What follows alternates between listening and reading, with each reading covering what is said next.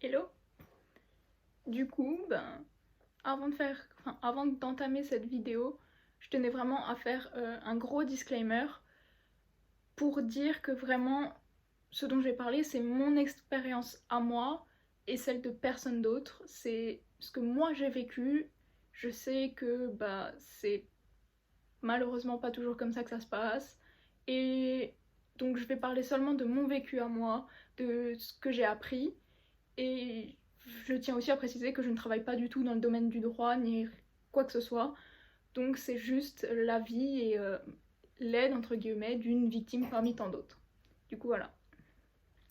Donc si je regarde vers le bas, c'est normal, c'est parce que vu que je suis pas habituée à me filmer, j'ai noté tout ce que je voulais dire pour pas oublier. Donc ne vous inquiétez pas. Et désolée si je suis un peu malaisante, mais j'ai pas du tout l'habitude de parler à une caméra. Et déjà que je suis pas à l'aise avec l'oral, voilà. Du coup, dans cette vidéo, je vais essayer de parler de mon vécu par rapport à la prise en charge d'une plainte pour agression sexuelle et pour viol. Je vais essayer de répondre à toutes les questions qu'on m'a posées sur TikTok et Instagram. Je vais essayer de faire au mieux et j'espère que ce sera bien. Voilà, j'espère que ça va aider au maximum. Je commence avec mon expérience et mon vécu, comment ma plainte a été prise en charge. Du coup, au moment où j'hésitais beaucoup, justement c'est là où je me suis dit, c'est à cette période-là que je me disais j'aimerais bien ça serait bien s'il y avait une vidéo ou quelqu'un qui posait des questions, parce que j'avais tellement de questions et tellement de doutes qui ont fait que j'ai mis du temps à porter plainte, que j'aurais aimé avoir quelqu'un qui puisse répondre vraiment à toutes les questions que je me posais. Donc j'espère pouvoir devenir cette personne plus ou moins. Donc à cette période de gros doutes, j'ai contacté une maison de la justice qui était dans ma ville, la ville à côté de chez moi. Et j'ai eu un rendez-vous gratuit avec une juriste. Et cette juriste, elle m'a pris en charge. Elle m'a donné plus d'informations concernant la prise en charge de plaintes pour viol. Elle m'a expliqué ce que je pouvais y gagner, mais aussi ce que je pouvais y perdre. Elle m'a expliqué les risques. Elle m'a même donné des noms d'avocats spécialisés dans tout ça. Donc c'était vraiment bien, elle était vraiment incroyable. Je la remercierai jamais assez parce que c'est vraiment en sortant de ce rendez-vous que je me suis dit je vais porter plainte. Peut-être pas tout de suite, mais je vais porter plainte. Donc je la remercierai jamais assez. Ensuite, suite à ça, je savais que je voulais porter plainte, mais je n'osais pas. C'était très compliqué pour moi. Du coup, ce que j'ai fait, c'est que je suis allée sur la plateforme en ligne violence sexiste et sexuelle.gouv, je crois, quelque chose comme ça. Je la mettrai en barre d'infos de toute manière. Et en fait, c'est une plateforme avec laquelle on communique anonymement avec un gendarme ou un policier formé à toutes ces thématiques. Et donc j'ai pris contact avec eux en fait, et on rentre notre code postal au tout début pour que si jamais ils doivent intervenir, évidemment, ils sachent à peu près où on est. Donc suite à cette prise de contact, j'ai pu exposer mon cas particulier à moi. Et il m'a vraiment orientée, je sais pas si c'était il ou elle, je sais plus. Il a répondu vraiment très simplement et très gentiment à toutes mes questions. Il m'a donné pas mal d'infos et il m'a même donné un numéro que je pouvais redonner si j'allais porter plainte. Comme ça, il pouvait déjà mettre ça dans mon dossier en fait. Donc c'était vraiment pas mal. Par contre, le seul point, c'est que peut-être si vous faites ça, je dirais précisez s'il y a des personnes à qui vous ne voulez pas en parler, etc. Parce qu'en fait, suite à ça, moi, ils sont venus chez moi. Les gendarmes les plus proches de chez moi sont venus sonner chez moi. Étant donné que j'en avais pas parlé à mes parents, c'était plutôt délicat, peut-être maladroit. Mais au final, c'est ce qui, moi, personnellement, m'a aidé à en parler à mes parents et à sauter le pas. Donc, moi, je l'ai bien pris, ça m'a mise en confiance, etc. Donc voilà. Donc suite à ça, ils sont venus chez moi, on a fixé un rendez-vous genre pour le lendemain, je crois, quelque chose comme ça. Je suis allée à ce rendez-vous et c'est là que mon audition a commencé et qu'on a fait le procès verbal du coup. J'y suis allée seule, mais il faut savoir qu'il y a la possibilité d'y aller accompagnée d'une assistante sociale. Je pense que c'est important à noter ça parce que des fois c'est le fait d'être seule qui nous fait peur, donc voilà.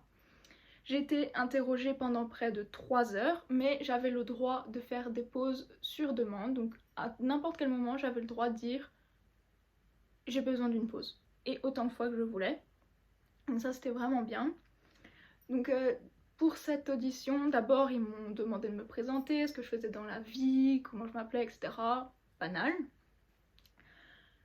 Ensuite, on va tout doucement vers la relation qu'on entretenait avec l'auteur du viol et des agressions sexuelles.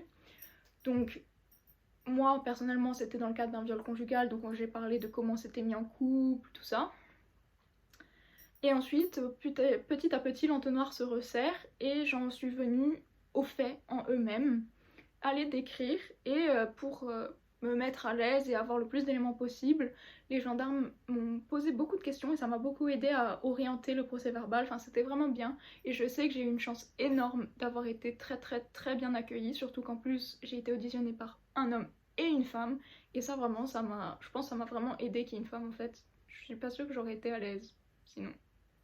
Et suite à ça, dans l'année qui a suivi, en fait, mes proches et tous ceux qui nous ont connus en tant que couple, tous ceux qui me connaissent, tous ceux à qui j'ai parlé de cette histoire, donc témoins indirects, ont été eux aussi auditionnés.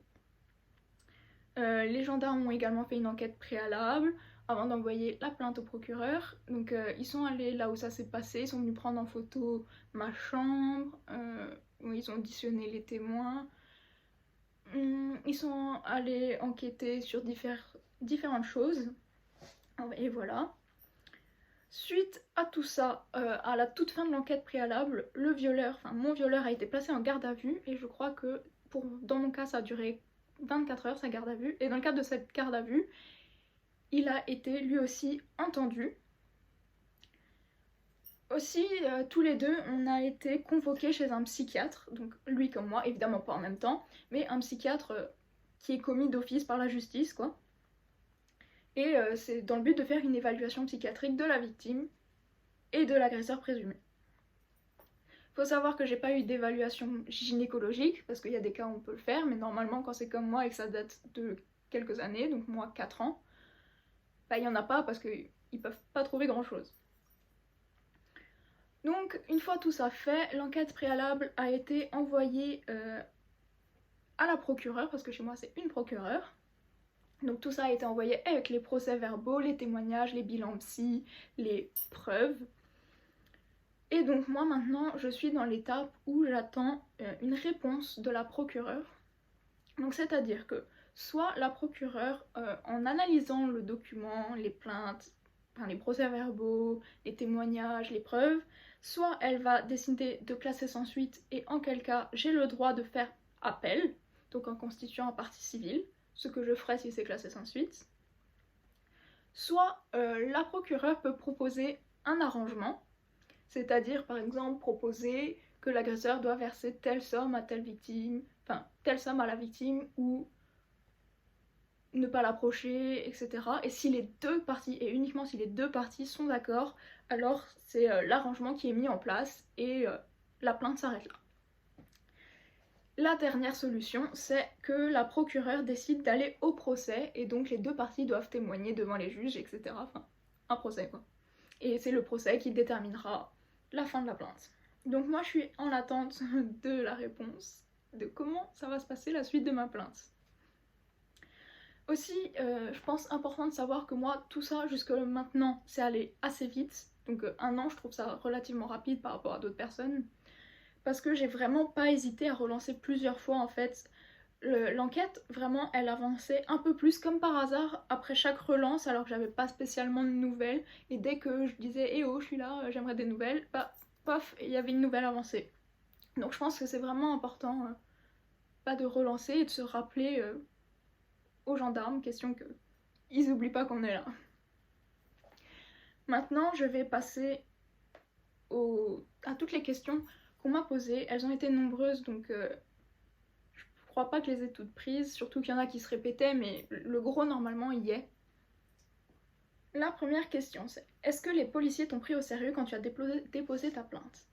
Alors, oui, je sais que j'ai eu beaucoup de chance, mais ils m'ont vraiment pris au sérieux, c'est-à-dire qu'ils n'ont même pas essayé de décrédibilisé, ils ont mis les mots viol sur ma plainte, donc vraiment ça c'est incroyable, je sais que j'ai eu une chance immense. Donc pour ça j'en suis vraiment reconnaissante parce que je suis pas sûre que j'aurais supporté en plus une plainte qui se passait mal. La deuxième question c'est, est-ce que si la personne a juste touché une partie de ton corps sans te demander son accord, c'est un viol? Alors la définition de viol c'est tout acte avec pénétration, que ce soit avec un doigt, un objet ou un sexe. Donc si c'est ça, oui c'est un viol, mais s'il ne t'a pas pénétré mais qu'il t'a touché sans ton consentement, c'est une agression sexuelle tout simplement. Et tu as le droit de porter plainte pour agression sexuelle évidemment. Ensuite, est-ce que tu dois raconter ton histoire plusieurs fois et à différentes personnes? Est-ce qu'on te met face à lui? Alors, oui, tu dois raconter ton histoire plusieurs fois. Moi, pour l'instant, je l'ai raconté 2 fois, donc à savoir lors de mon procès verbal et lors du bilan psychiatrique. Et je devrais peut-être le raconter une 3e fois s'il y a procès. Mais pour l'instant, j'en suis à 2 fois. Ensuite, est-ce qu'on m'a mis face à lui? Non, on m'a pas mis face à lui, parce que j'avais précisé que c'était une des choses qui me faisait les plus peur. Et donc je pense qu'ils en ont vraiment tenu compte et ils ont évité au maximum de me mettre face à lui. Donc moi j'ai pas été confrontée à lui pour l'instant. Ce sera le cas s'il y a procès, mais pour l'instant j'ai pas été confrontée à lui et j'en suis plutôt contente. Il faut pas oublier qu'on a le droit de dire de ce dont on a peur et on a le droit de demander de pas être mise face à l'agresseur, c'est un de nos droits. Ils peuvent pas nous obliger. Et si on est mis face à l'agresseur, on a le droit de demander à être accompagné d'un avocat. Est-ce qu'on peut aller porter plainte partout? Si tu ne te souviens pas de tout, ils te croiront quand même. Alors, oui, on peut aller porter plainte partout. C'est quand même recommandé de porter plainte soit le plus près de chez toi, soit là où les faits ont eu lieu. Et est-ce qu'ils te croiront quand même ou ils te décrédibilisent si t'as pas de preuves? Alors, ça dépend des policiers malheureusement, mais normalement, ils sont censés prendre ta plainte quand même. Enfin, si t'as des éléments mais que tu te souviens pas de tout, c'est normal qu'il y ait du flou, c'est normal, c'est un traumatisme, donc ils peuvent pas te juger pour ça, faut juste que tu leur indiques, et normalement l'évaluation psychiatrique sert aussi à ça.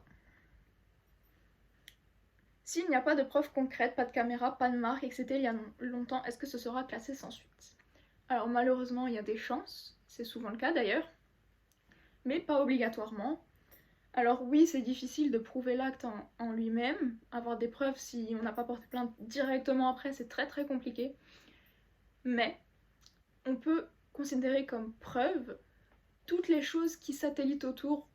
Par exemple, moi c'était un viol avec pression psychologique, du coup j'ai des preuves dans les messages où il est plutôt virulent, on voit qu'il est manipulateur dans ses messages, donc tout ça, ça peut être considéré comme preuve de sa personnalité.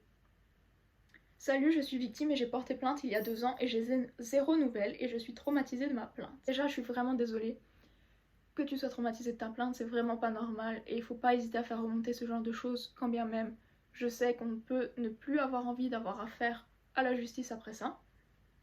Et ensuite, comme je l'ai dit avant, je pense qu'il faut vraiment pas hésiter à relancer en fait. Vraiment. Moi je relançais presque tous les mois, tous les 2 mois, mais vraiment, je pense qu'il faut vraiment pas hésiter quoi. La prochaine question. Est-ce que c'est vrai que certains hommes n'arrivent pas du tout à se contrôler face à une femme dénudée? Alors, non, c'est faux. Les hommes essayent de vous faire croire ça, mais il est prouvé que la misère sexuelle n'existe pas. Et si un homme prétend telle chose, alors qu'il aille se faire interner. Voilà, tout simplement. Qu'est-ce qui peut être mis en place si mon agresseur violeur fait partie de mon entourage proche? Alors, il y a une mesure de protection qui pourrait être mise en place, c'est-à-dire que la personne ne pourra plus t'approcher à une certaine distance. Et ça peut être mis en place soit par la justice elle-même, soit par des associations qui s'occupent de toutes les violences faites aux femmes. Elles peuvent très bien délivrer ce genre de choses, donc je te conseille de te renseigner. Est-ce que je peux quand même porter plainte si mon viol a eu lieu il y a 16 ans? Alors, évidemment, d'ailleurs je trouve ça important de rappeler les délais de prescription d'un viol et d'agression sexuelle. Donc, les délais de prescription sont si les faits datent de quand la personne avait moins de 15 ans. On a 30 ans à partir de la majorité de la victime pour porter plainte, que ce soit viol ou agression sexuelle. En revanche, si les faits ont eu lieu quand tu étais majeur, tu as 6 ans pour porter plainte pour agression sexuelle et tu as 20 ans pour porter plainte pour viol. Est-ce que ça t'a soulagé de porter plainte? Alors, oui et non. Je m'explique. Oui, ça m'a soulagée dans le sens où pour moi je l'ai vécu vraiment comme une étape dans, pas l'acceptation, je peux pas le dire comme ça parce que c'est pas quelque chose à accepter. On peut pas accepter ce genre de choses, mais ça a été une étape dans le fait de ouais, je vis avec et maintenant je le prends avec du recul, c'est-à-dire que maintenant j'en parle, j'ai plus peur, je me place vraiment avec du recul, je me vois plus comme une victime, c'est-à-dire que oui, je suis victime de lui, mais je peux en parler, j'ai plus peur, j'ai plus honte, je vais me battre pour les filles qui comme moi ont vécu tout ça et j'en fais une force en fait. Donc pour moi, le fait de porter plainte, je l'ai vraiment vécu comme une étape dans tout ça. Après, bah forcément ça m'a rajouté un petit stress parce que c'est dur de pas savoir forcément ce qui se passe en coulisses, de pas savoir où ça en est, c'est dur d'attendre les réponses, quelque part ça rajoute un stress, mais bon, moi je l'ai trouvé nécessaire, donc si je devais le refaire, je le referais sans hésiter. J'ai peur que si je porte plainte, ils contredisent tout ce que je dis et que tout le monde croit que je mente. Alors, moi il a même déposé une pré-plainte contre moi, je sais pas s'il allait plus loin.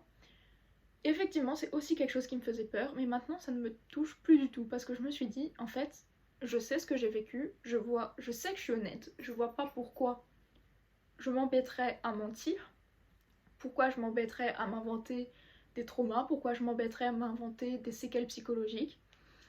Donc je sais ce que j'ai vécu, je sais que j'ai raison. Après les autres, ils en pensent ce qu'ils veulent, ça me touche plus vraiment. Évidemment, au début, c'était très très dur parce que j'ai eu beaucoup de personnes qui m'ont dit oui, tu mens, t'es une folle. Et j'avoue, ça a été très très difficile. Mais finalement, maintenant, je me dis pourquoi j'aurais menti. Enfin, je sais ce que j'ai vécu. Tu me crois ou tu me crois pas. Je m'en fiche. Je sais que j'ai raison. Moi, je voulais seulement te prévenir. Et est-ce qu'il va essayer de contredire? Évidemment. Sauf si vraiment il a plus rien pour lui, quoi. Mais sinon, c'est presque évident qu'il va essayer de te contredire. Mais il faut pas avoir peur de ça. Comme je viens de le dire, tu sais ce que t'as vécu. Te laisse pas marcher sur les pieds. La justice, elle est là pour ça, même si malheureusement ça foire beaucoup. Bats-toi. Juste bats-toi. Oui, il va contredire. Mais tu sais ce que tu vaux, tu sais ce que t'as vécu, et tu sais ce qu'il t'a fait. C'était plutôt un doute qu'une question, mais on m'a dit j'ai trop peur de ce que les autres penseront de moi et qu'on me dise bah si t'étais pas consentante, pourquoi tu ne l'as pas repoussé? Alors, ça aussi, c'est une chose que j'ai beaucoup crainte. Mais finalement, maintenant, pareil, ça me fait ni chaud ni froid, c'est-à-dire que je leur réponds juste sidération psychologique, renseigne-toi là-dessus. C'est une chose normale en fait. C'est normal de s'être, entre guillemets, laissé faire. Faut pas culpabiliser parce que c'est une réaction normale du corps humain. Dans tous les cas, toi t'es victime et rien d'autre. Donc, qu'est-ce que tu veux dire? Les autres peuvent penser ce qu'ils veulent. C'est ton trauma à toi et c'est à toi de le gérer. Est-ce qu'on s'en sort un jour de toutes ces poursuites? Ça m'a fait rire parce que j'avoue qu'on a l'impression que c'est long, vraiment long. Mais finalement, je pense que oui, je pense qu'on s'en sort et j'aimerais te dire que oui. Pour l'instant, j'en suis pas sortie, mais ça fait qu'un peu plus d'1 an. Donc voilà, je tiendrai au courant de la suite, mais je pense qu'on s'en sort évidemment. Est-il obligatoire que les parents soient au courant, car si on n'a pas envie de leur dire? Alors, du coup, je me suis renseignée. Et évidemment, tu as le droit, lorsque tu portes plainte, de dire que tu veux que certaines personnes ne soient pas au courant de ce qui t'est arrivé. C'est tout à fait ton droit. Donc si t'es majeur, il n'y a pas de problème, juste tu indiques que tu veux pas que tes parents soient au courant.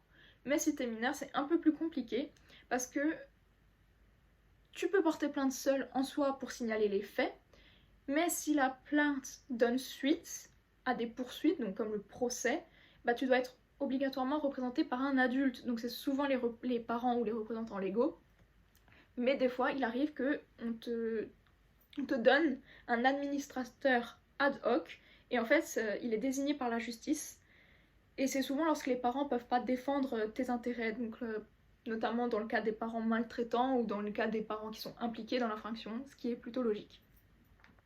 Est-ce que c'est nécessaire de porter plainte alors que ça date de plusieurs années et qu'il n'y a aucune preuve? C'est toujours nécessaire, j'ai envie de dire, mais après c'est à toi de voir avec toi-même. Moi je trouve ça nécessaire dans le sens où je me dis, ok, peut-être que je n'y gagnerai rien, de toute façon je cherche pas à gagner quelque chose. Oui, je souhaite être reconnue, mais ce que je vois surtout, c'est que si ça arrive à une autre fille après moi, ce que je ne souhaite pas venant de la même personne, donc du même agresseur, au moins, si elle décide de porter plainte, bah, il y aura une trace que c'était déjà arrivé et elle sera déjà plus crue que moi. Donc je me dis, même si j'y gagne rien au final, j'aurais laissé une trace et j'aurais fait mon taf. Et je peux pas faire grand chose de plus malheureusement, mais je me dis que c'est la seule chose que je puisse faire, donc autant la faire. Après forcément, je peux pas dire qu'il faut porter plainte, c'est chacun ses choix. Tu n'es ni forcé de le faire, ni forcé de ne pas le faire. C'est vraiment à négocier avec toi-même et comment tu le sens. Comment aider une amie qui en a été victime? C'est une chose très particulière parce que chaque personne vit cette agression différemment. Ce que je dirais en premier lieu, c'est de ne jamais forcer à quoi que ce soit. Parce que le principe même d'une agression sexuelle ou d'un viol, c'est d'avoir été forcé à quelque chose. Donc je pense que dans le traitement post-traumatique, tout ce qu'il faut, c'est ne surtout jamais forcer la victime. Parce que justement, ce qu'on veut, c'est qu'elle se rende compte que si elle a le choix dans sa vie, en fait, personne ne doit la forcer.